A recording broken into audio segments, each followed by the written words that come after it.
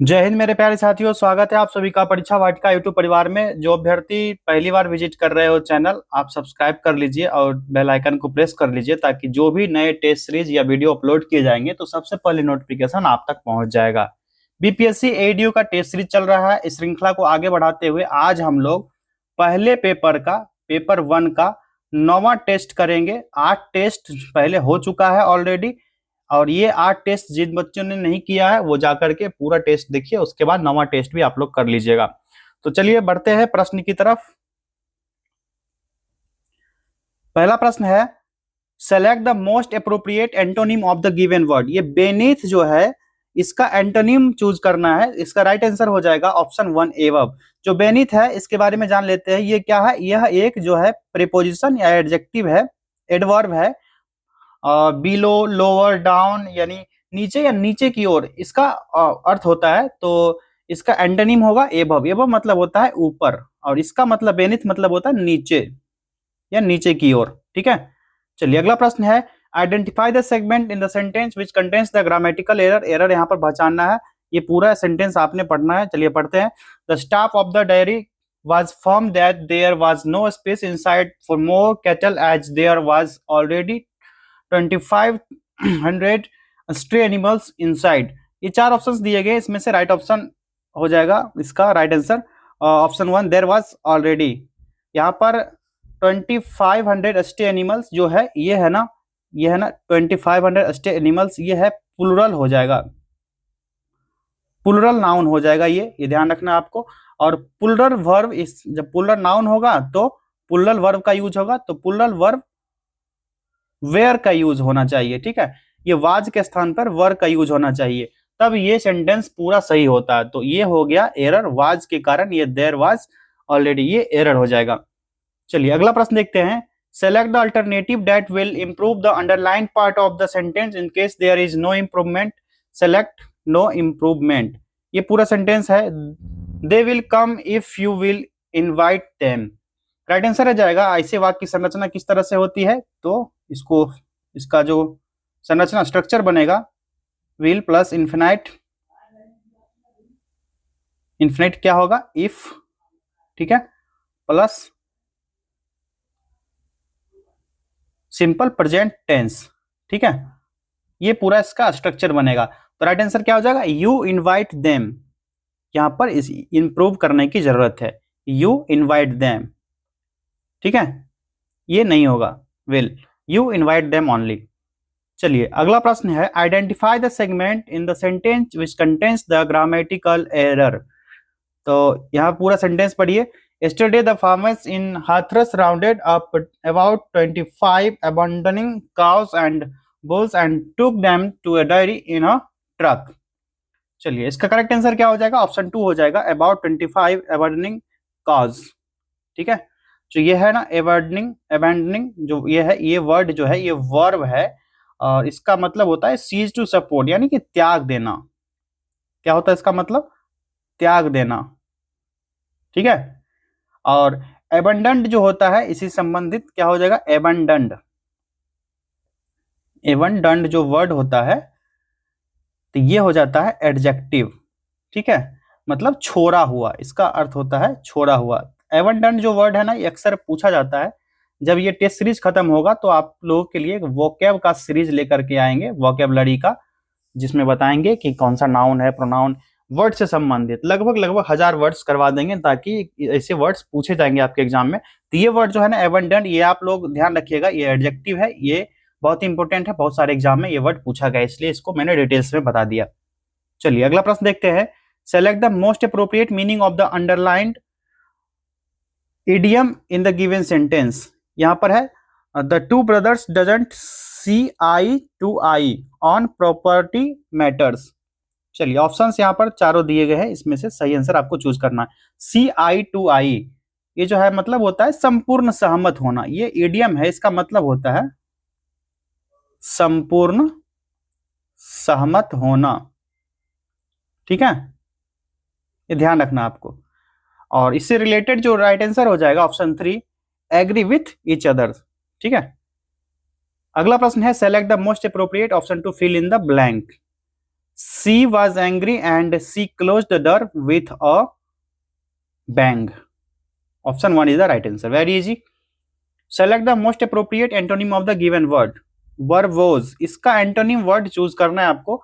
ये वर्बोज जो है ना, ये क्या है, यह एक एडजेक्टिव है, ठीक है, using expressed in more words than are needed, जैसे टॉकेटिव, वर्डली, मतलब होता है वाचाल या शब्द बहुल, बहुत बोलने वाला, वाचाल इसका मतलब होता है। तो एंटोनिम पूछा जा रहा है, इसका मतलब क्या हो जाएगा, तो राइट आंसर हो जाएगा ऑप्शन 1, ठीक है। ब्रीफ मतलब बहुत कम बोलने वाला, ब्रीफ मतलब होता है किसी, जैसे कहते हैं ना ब्रीफ शॉर्टली, कोई भी कहानी को आप लोग शॉर्ट में बताए, तो ब्रीफिंग करना, तो मतलब बहुत कम बोलना, इसका विपरीत हो जाएगा। Select the alternative that will improve the underlined part of the sentence. In case there is no improvement required, select no improvement. यहाँ पर पूरा सेंटेंस है, he should not have carry so many passengers, should not have carry, ठीक है। तो इसका right answer क्या होगा, इसका हो जाएगा should और have के बाद verb 3 का प्रयोग होना चाहिए, ठीक है। तो option 1 is the right answer, should not have carried, ठीक है, कैरी के स्थान पर कैरीड होना चाहिए, ठीक है, verb 3 का use. Select the alternative that will improve the underlined part of the sentence. In case there is no improvement, select no improvement. She placed a porcelain vase with a gentle manner on the window sill.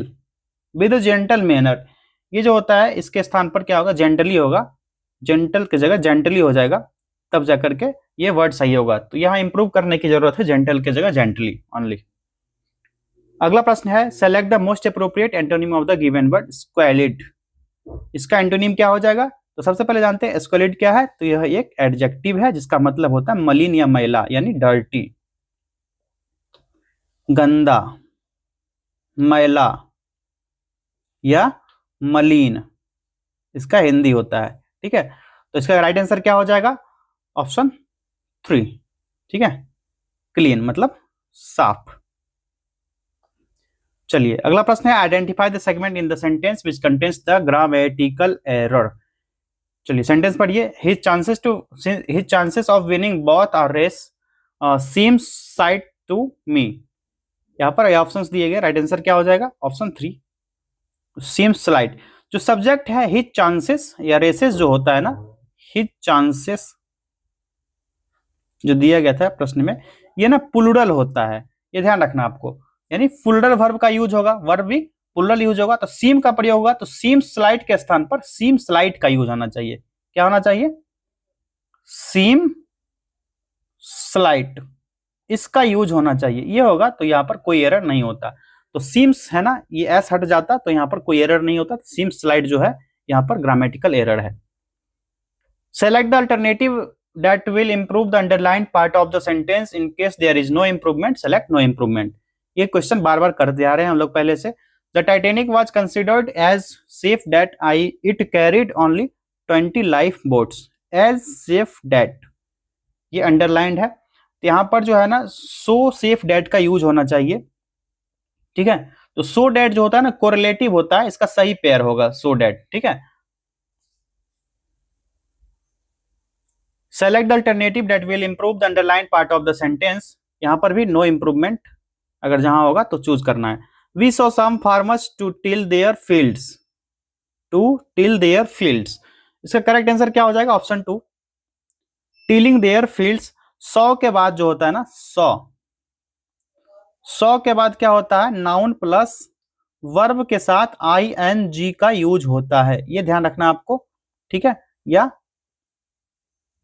Infinite के बिना to के प्रयोग किए जाते हैं, ठीक है, to का प्रयोग किया जाता है। तो राइट आंसर इसका क्या हो जाएगा, option 2 tilling their fields. Select the most appropriate option to fill in the blank. In the interview she answered all the questions with dash. इसका राइट आंसर क्या हो जाएगा, ऑप्शन 4 कॉन्फिडेंस, विथ कॉन्फिडेंस। चलिए अगला प्रश्न देखते हैं, select the most appropriate synonym of the given word. Expendable, इसका सिनोनिम्स यानी पर्यायवाची पूछा जा रहा है, क्या हो जाएगा इसका right answer, option 1 expendable, sorry flexible, flexible हो जाएगा एक्सपेंडेबल का सिनोनिम्स। और इसका मतलब ये एडजेक्टिव है, मतलब होता है विस्तार योग्य, ठीक है, able to increase in size. Select the most appropriate option to fill in the blanks. Dash can prove fatal then operating complicated machinery. इसका राइट आंसर होगा नेलिगेंस, ऑप्शन 3 नेलिगेंस। और नेलिगेंस जो है यह एक नाउन है, ठीक है, नेलिगेंस एक नाउन है, मतलब केयरलेस यानी लापरवाह,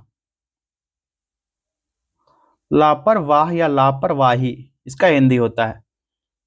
select the most appropriate meaning of the underline idiom in the given sentence. यहां पर पूरा सेंटेंस पढ़िए। To win the school skating competition was a piece of cake for her. Piece of cake ये जो होता है ये इडियम है, a very easy task accomplishment यानी आसान काम होता है इसका हिंदी में कहे तो आसान काम। ए पीस ऑफ केक आसान काम करना। I thought I was going to fail the test but it turn out to be a piece of cake. इस तरह से आप लोग सेंटेंस क्रिएट कर सकते हो। राइट आंसर इसका हो जाएगा वेरी इजी यानी आसान काम। Identify the segment in the sentence which contains the grammatical error. ये पूरा सेंटेंस दिया गया, पढ़िए। Our never switch on his TV early in the morning at full volume. Correct answer होगा option 3 our never. Singular verb है, इसके साथ singular switches का प्रयोग होना चाहिए, तो करेक्ट आंसर क्या होगा ऑप्शन 3।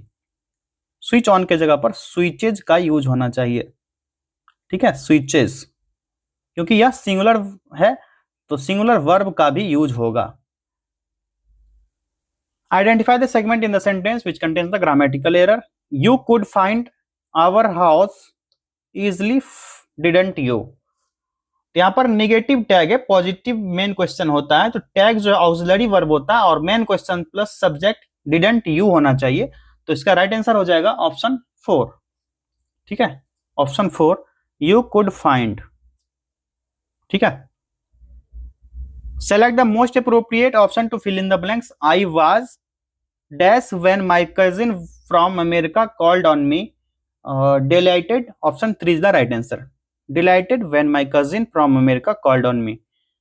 यहां पर क्या है, अंडरलाइन इडियम दिया गया है जो सेंटेंस में, इसको चूज करना है ऑप्शंस के सहारे। The children of a businessman learn to ropes at an early age. Learn the ropes, learn the ropes ये इडियम है, इसका मतलब होता है ऊंच नीच समझना, ऊंच नीच समझना, हिंदी में कहे तो लर्न द रोप। तो इससे संबंधित जो अप्रोप्रिएट ऑप्शन कौन सा सही हो जाएगा बताइए आप लोग। तो पहला है लर्न द रोप, जो इडियम है, learn understand to basic details to how to perform a job task activity anymore. तो by the time he was 34 he had learned the ropes at the jewelry trade। इस तरह से हम लोग sentence create कर सकते हैं, तो राइट आंसर इसका हो जाएगा learn to do particular job, option 1 is the right answer. Select the most appropriate meaning of the underline idiom in the given sentence. They visit their village once in a blue moon. ये once in a blue moon जो idiom है, इसका मतलब होता है कभी कभार, कभी कभार, ठीक है, जिसको कहते हैं ना ईद का चांद। कभी आप सुने होंगे कोई कोई बहुत दिनों बाद दिखता है तो आज ईद का चांद निकला है, तो कभी कभार, once in a blue moon. तो इसका राइट आंसर क्या हो जाएगा, जो he comes round once in a blue moon, मतलब ब्लू मून की तरह निकलता है, तो वेरी रेयरली, कभी कभी। Select the most appropriate synonym of the given word. Leisurely, leisurely का आपको ये बताना है सिनोनिम्स, ये इसका हो जाएगा ऑप्शन 1, ठीक है, रिलैक्स्ड। लीजरली जो है ना, यह एक एडवर्ब है, acting done in leisure. Unhurried relax यानी आराम से, इसका मतलब होता है आराम से, ठीक है, यानी रिलैक्स होकर के। Select the most appropriate option to fill in the blanks. His parents are dash to his plan to becoming a musician, ठीक है, चलिए राइट आंसर चूज कीजिए अपोज्ड, खाली स्थान के जगह पर क्या होगा opposed. Select the most appropriate meaning of the underlined idiom in the given sentence. By working from home, she is able to work as well as look after the house, this way she has the best of both the walls. ये होता है मतलब दोनों ओर से लाभदायक। इसका हिंदी होता है दोनों ओर से लाभदायक। ठीक है, तो इससे संबंधित अप्रोप्रिएट मीनिंग जो अंडरलाइंड इडियम है, ये इससे संबंधित कौन सा ऑप्शन सही होगा? तो राइट आंसर हो जाएगा दूसरा option, enjoying two opportunity togethers, मतलब दोनों ओर से लाभदायक, दोनों ओर से लाभ प्राप्त करना। Select the word which means the same as the group of words given, a harsh chaotic mixture of sounds. ये चार ऑप्शंस इस तरह से हैं। ठीक है, इसका राइट आंसर चूज करना है आपको, ये हो जाएगा ऑप्शन 3, कैकोफनी। कैकोफनी जो हो जाएगा इसका राइट आंसर हो जाएगा। Select the word which means the same as the group of words given. ये पूरा सेंटेंस पढ़िए, the hard remains of the prehistoric animal और plant that are found inside a rock. Right answer होगा option 1, fossil. Fossil या fossil, ये fossil जो होता है ना, यह एक नाउन है फॉसिल। ठीक है, जिसका ये है एक जीवाश्म। हिंदी क्या होता है? जीवाश्म। जीवाश्म के बारे में पढ़े होंगे आप लोग। और रेलिक्स जो होता है अवशेष या पूरा अवशेष होता है, ये रेलिक्स है, इसके बारे में जान लीजिए, जो पुरातत्व विभाग के होते हैं, या अवशेष इसका हिंदी होता है। ठीक है, और रेलिक्स वर्ड भी एक नाउन ही है। चलिए नेक्स्ट क्वेश्चन देखते हैं, इसको इरेज कर लो। Select the word which means the same as the group of words given. Right answer हो जाएगा ऑप्शन 4, विंडिकेट। क्या हो जाएगा? विंडिकेट। ठीक है, और जिसका मतलब होता है दोष मुक्त करना। क्या होता है इसका मतलब? इसका मतलब होता है दोष मुक्त करना, दोष मुक्त करना। चलिए अगला प्रश्न देखते हैं। Select the word which means the same as the group of words given, the science and art of growing fruits, vegetables, flowers और ऑर्नामेंटल प्लांट्स। इसको क्या कहा जाएगा? तो इस तरह के प्लांट को कहा जाता है horticulture. Select the word which means the same as the group of words, a company or person that makes और सेल्स स्वीट्स और चॉकलेट। इसको क्या कहा जाएगा? तो इस तरह के लोगों को कहा जाएगा confectioner. Option 1 is the right answer. चलिए सभी इंग्लिश के 30 प्रश्नों को हम लोगों ने कर लिया। अब जो है अगला पार्ट में हम लोग करेंगे हिंदी के 70 प्रश्नों। ठीक है, बढ़ते हैं दूसरे पार्ट की तरफ, सामान्य हिंदी। पहला प्रश्न यानी हिंदी का और टोटल का 31, क्वेश्चन नंबर 31, बेईमान से बचकर रहिए वाक्य में लुप्त विशेष के लिए उपयुक्त शब्द है। यहाँ पर विशेष नहीं दिया गया है, तो कई बार विशेषण अपने विशेष के बिना भी वाक्य में प्रयुक्त हो जाते हैं, लेकिन मातृभाषा जो भाषी व्यक्ति यह जानता है कि उस स्थान पर वाक्य की मूल या आधारभूत संरचना में विशेष उपस्थित है, केवल अभिव्यक्ति के स्तर पर उसका लोप हो जाता है, यानी वो छिप जाता है। जैसे बेईमान से बचकर रहिए, इस वाक्य में ना मूल संरचना होता है बेईमान लोगों से बचकर रहिए, तो बेईमानों, ये जो है ना बेईमानों हो जाएगा, ये इस तरह के संदर्भ में होगा। तो राइट आंसर इसका हो जाएगा लोगों। लोगों यानी बेईमानों के जगह पर क्या होगा? बेईमान लोग, बेईमान लोग। ठीक है, ये लोग जो है ना छिपा हुआ वर्ड है। निम्नलिखित दिए गए शब्दों में विशेष की पहचान करें। राइट आंसर हो जाएगा ऑप्शन 2, दीनता, जिसको दैनिक बुरा या कुलीन विशेषण शब्द है, जबकि दीनता जो है विशेष है।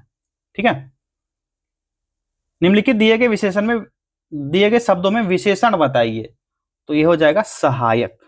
ठीक है, सहायक।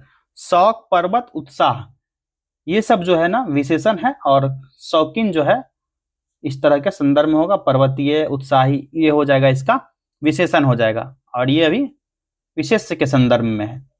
ठीक है, तो यहां राइट आंसर होगा सहायता शब्द का विशेषण सहायक होगा। इसका सहायता, सहायता का विशेषण है सहायक। ठीक है, सहायता का विशेषण क्या हो जाएगा? सहायक। वह छोटी लड़की 5वीं कक्षा में पढ़ती है, वाक्य में वह क्या है? इस वाक्य में वह जो है प्रविशेषण के रूप में दिया गया है। Option 1 is the right answer.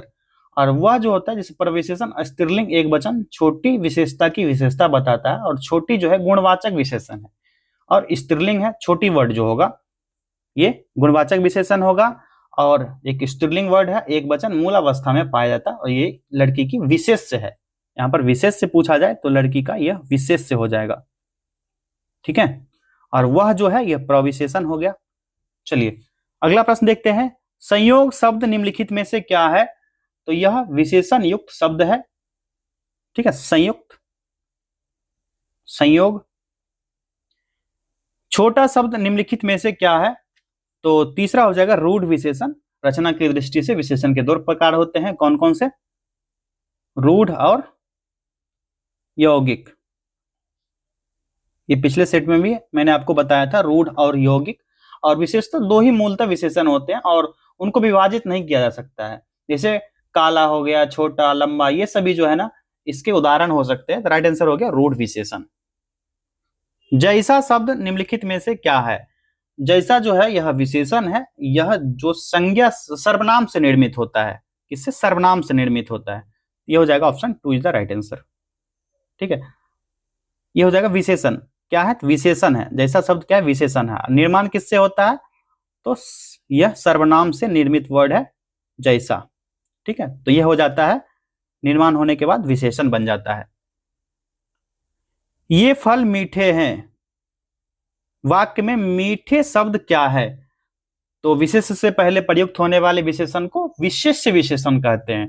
तो क्या हो जाएगा? क्या? विशेष्य विशेषण, ठीक है। और बाद में प्रयुक्त होने वाले शब्द क्या कहलाते हैं?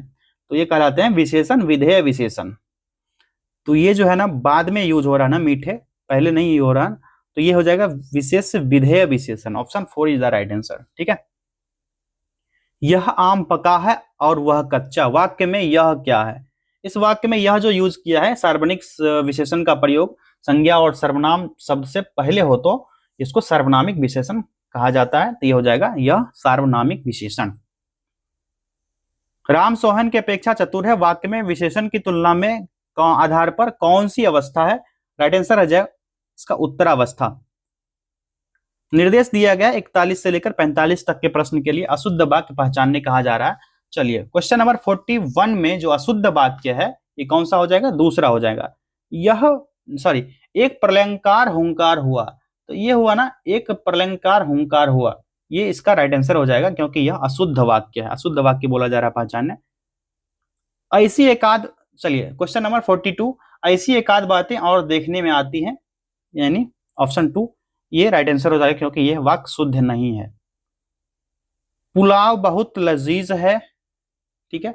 तो इससे क्वेश्चन नंबर 43 का देखिए, यहां पर ये सही है, खाना बहुत लजीज सही है। उसका कुत्ता बहुत लजीज है, ये क्या संदर्भ है? उसका कुत्ता बहुत लजीज है, कुत्ता मार के थोड़े खाना है। Option 3 is the right answer, ये गलत है सेंटेंस।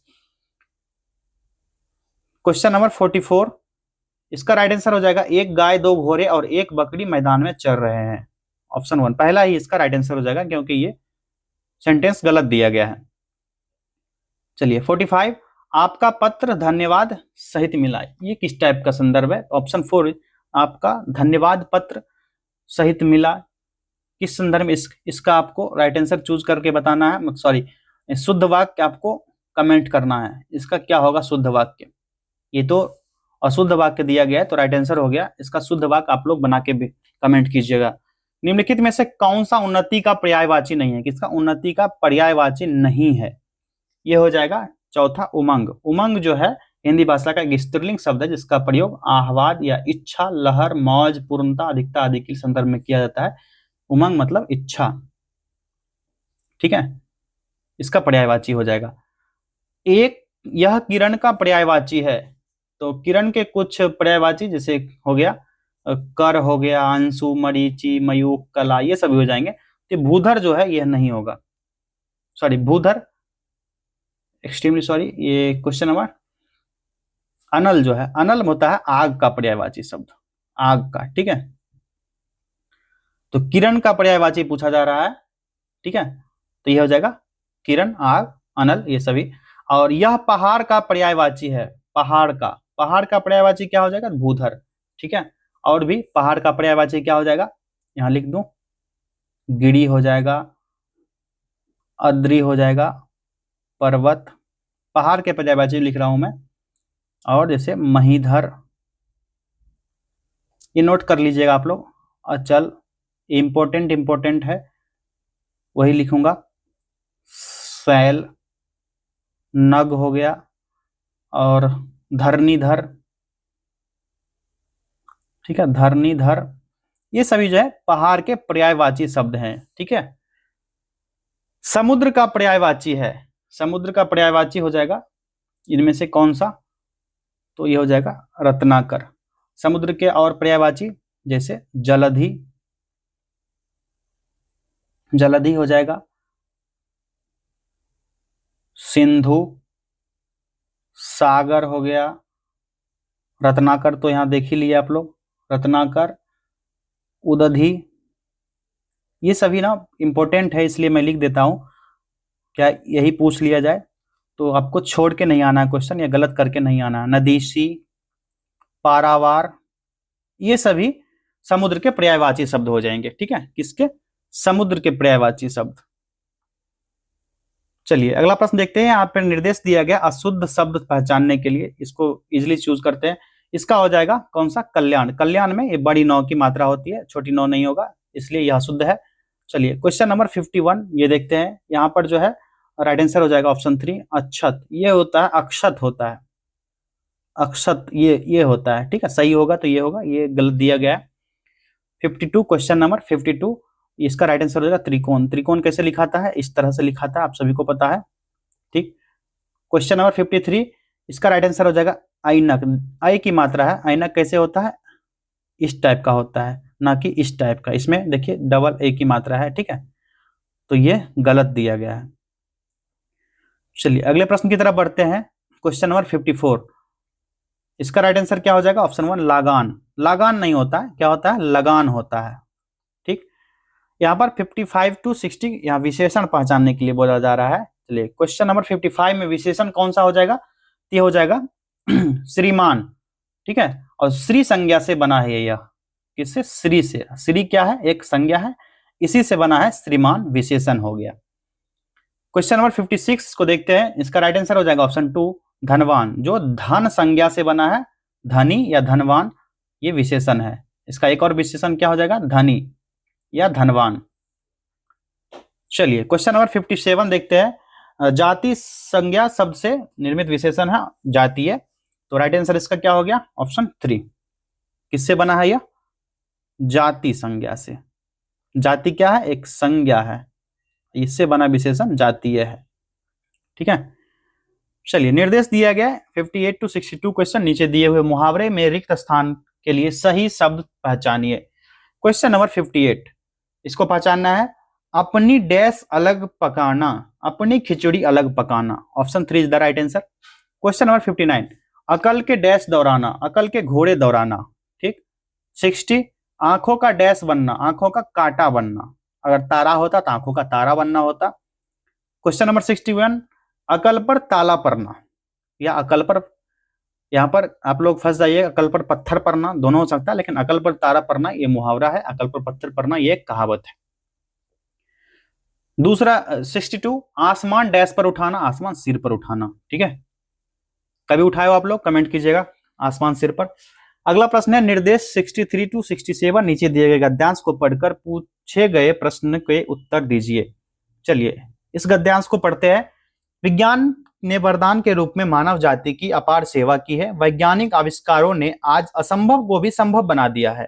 तेज गति से उड़ने वाले वायुयानों ने विश्व को एक परिधि में समेटकर छोटी इकाई बना दिया है। मनुष्य विज्ञान के कारण ही आकाश में गरुड़ की तरह द्रुत गति से विचरण कर सकता है, समुद्र की छाती को चीरकर उसे लांघ सकता है, अंधेरे में प्रकाश का आलोक बिखेर सकता है। कंप्यूटर, रॉकेट, दूरदर्शन, चलचित्र, दूरभाष, मोबाइल और ऐसे ही ना जाने कितने आश्चर्यजनक अद्भुत उपकरणों तथा यंत्रों से मनुष्य ने सर्वत्र अपना साम्राज्य स्थापित कर लिया है। चिकित्सा के क्षेत्र में भी विज्ञान वरदान सिद्ध हुआ है। कृषि, शिक्षा, यातायात, उद्योग, मनोरंजन आदि समस्त क्षेत्रों में विज्ञान ने अपना लोहा मनवाया है, जड़ बन गया है। मानवता को नष्ट विनष्ट करने वाले अणु शस्त्र अब मानव जाति के लिए बड़ा संकट बन रहे हैं, संपूर्ण विनाश की दस्तक भी विज्ञान ही दे रहा है। तो इसमें यहाँ पर क्वेश्चन देखते हैं, क्वेश्चन नंबर 63 इसको कवर करते हैं। विज्ञान से मनुष्य और मनुष्यता को क्या खतरा है? अभी हम लोग गद्यांश पढ़े थे, तो गद्यांश के अकॉर्डिंग विज्ञान से मनुष्य और मनुष्यता की मानवता के विनाशक अणुशस्त्रों के निर्माण का खतरा है। तो option 3 is the right answer, मानवता के विनाशक अणुशस्त्रों के निर्माण को खतरा। गद्यांश का सटीक और उपयुक्त शीर्षक क्या होना चाहिए? तो यहाँ पर विज्ञान वरदान भी अभिशाप भी, option 3 is the right answer. इस पर अक्सर लेख लिखने के लिए भी कहा जाता है। विज्ञान क्यों वरदान सिद्ध हुआ है? राइट आंसर हो जाएगा गद्यांश के अकॉर्डिंग, क्योंकि वैज्ञानिक आविष्कारों ने असंभव को भी संभव बना दिया है। गद्यांश का मूल संदेश क्या है? ये हो जाएगा विज्ञान ने वरदायी और अभिशप्त बनाने वाले रूपों को उजागर करना। नए नए उपकरणों और यंत्रों के आविष्कार से मनुष्य ने क्या कर दिया है? चलिए इसका राइट आंसर हो जाएगा मनुष्य ने सर्वत्र अपना साम्राज्य स्थापित कर लिया है। ठीक है, बढ़ते हैं अगले प्रश्न की तरफ। निर्देश दिए गए हैं क्वेश्चन नंबर 68 टू 72 नीचे दिए हुए विशेषण का भेद पहचानिए। अभी थोड़ा देर पहले विशेषण पहचानना था, अब विशेषण के भेद पहचानने हैं। चलिए क्वेश्चन नंबर 68 देखते हैं। यहाँ पर कुछ है, कुछ जो है कौन से विशेषण का उदाहरण है? यह अनिश्चित परिणामवाचक विशेषण का उदाहरण है। कौन सा? अनिश्चित परिमाणवाचक विशेषण।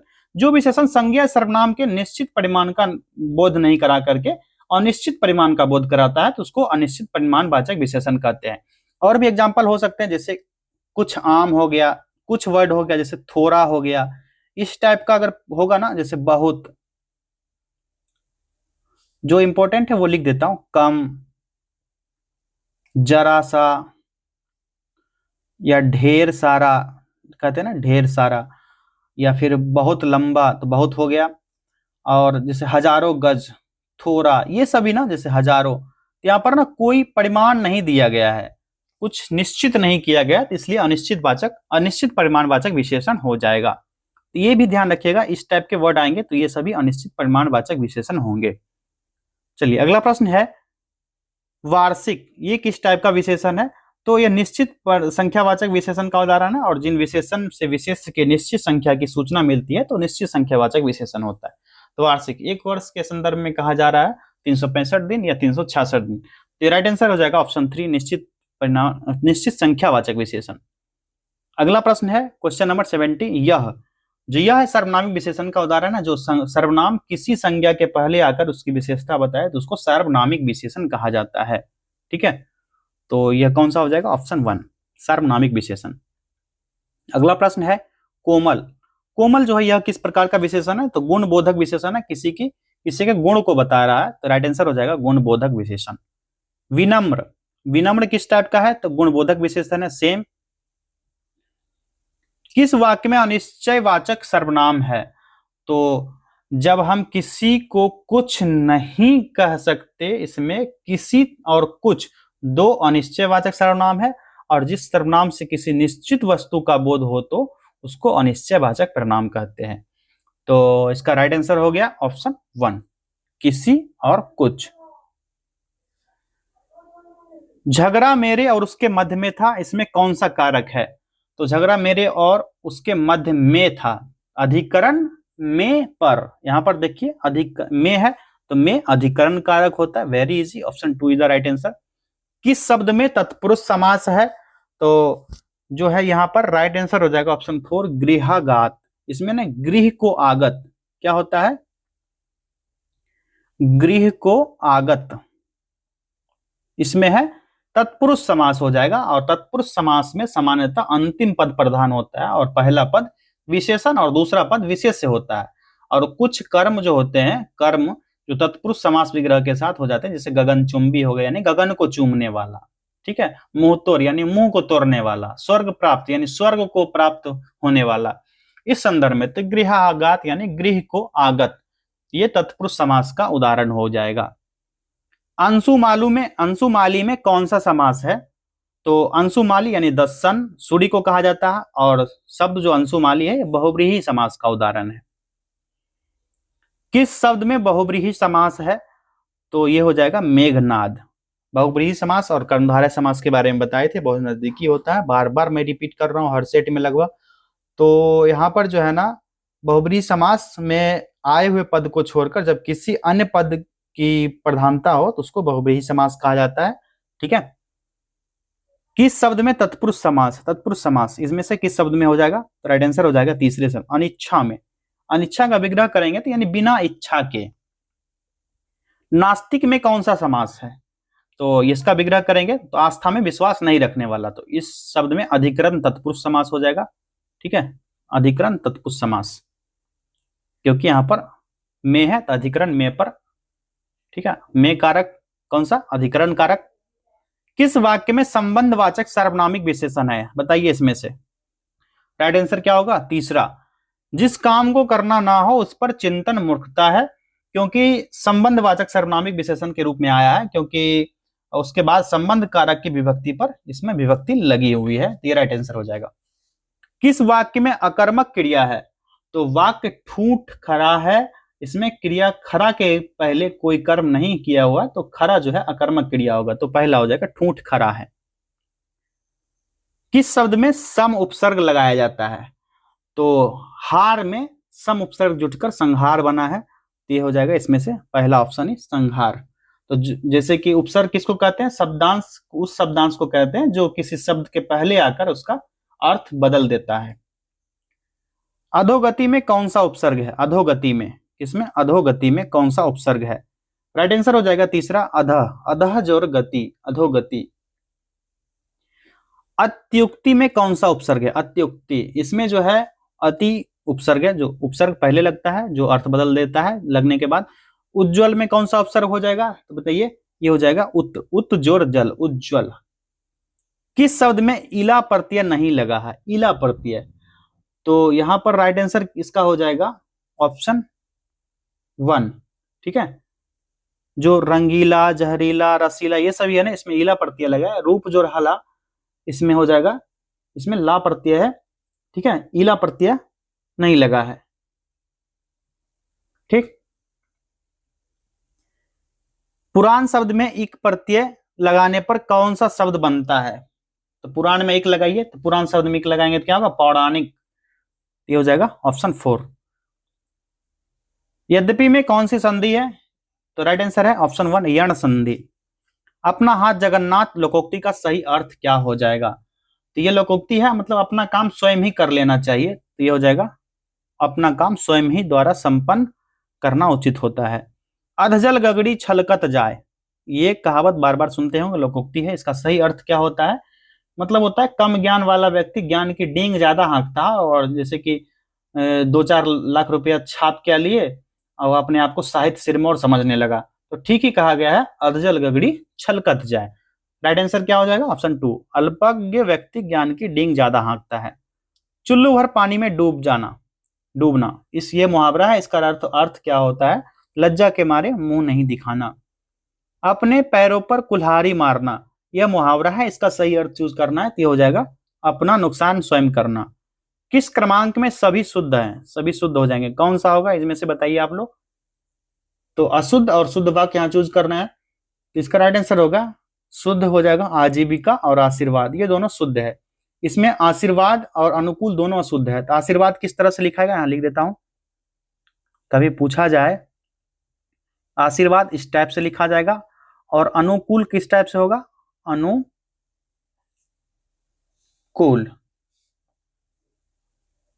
ये सही है।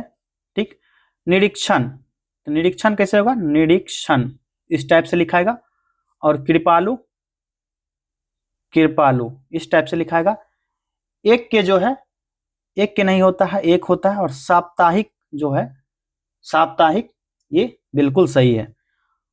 तो ये सभी जो जो गलत थे इसके कारण ये शुद्ध नहीं हो पाए। आजीविका और आशीर्वाद दोनों सही है, तो option 4 is the right answer.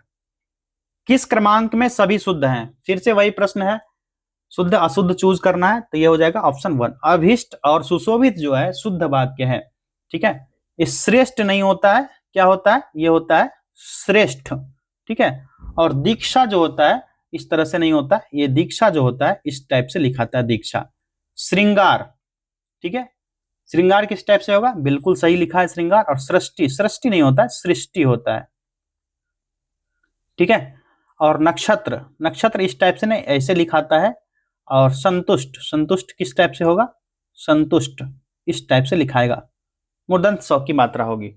चलिए फिर से उसी टाइप का प्रश्न है, निम्नलिखित में से कौन सा शब्द शुद्ध है, शुद्ध शब्द पहचानने के लिए कहा जा रहा है, तो राइट आंसर हो जाएगा सम्मुख। सम्मुख शुद्ध शब्द है और सन्मुख जो है यह अशुद्ध शब्द है। सन्मुख नहीं होता है, सम्मान नहीं होता है, सम्मान होता है। क्या होता है, सम्मान। ठीक है, ये शुद्ध वाक्य होगा। संहार, संहार नहीं, संहार होता है। ठीक है, इस टाइप से ये शुद्ध वाक्य होगा। चलिए फिर से कहा जा रहा है निम्नलिखित में से कौन सा शब्द शुद्ध है, ये हो जाएगा ऑप्शन 4 निरपराध। निरपराध जो है यह शब्द शुद्ध है। यहाँ पर पूजनीय नहीं होता है, पूजनीय होता है। ये दोनों का लिख देता हूं मैं, क्या होता है, पूजनीय।